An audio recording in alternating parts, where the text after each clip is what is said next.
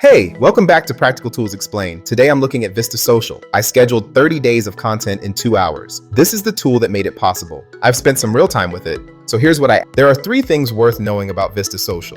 8 platforms in one dashboard: Instagram, Facebook, LinkedIn, X, Pinterest, TikTok, YouTube, and Google Business. All connected, all managed from one place. You've also got analytics that show what converts, shows my scores. I gave ease of use a 90, features a 90, value for money 90, and support 80. That's about as good as it gets for a social media management tool.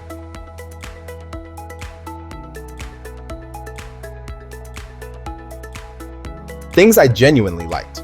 Free plan covers 3 social profiles. Enough to start.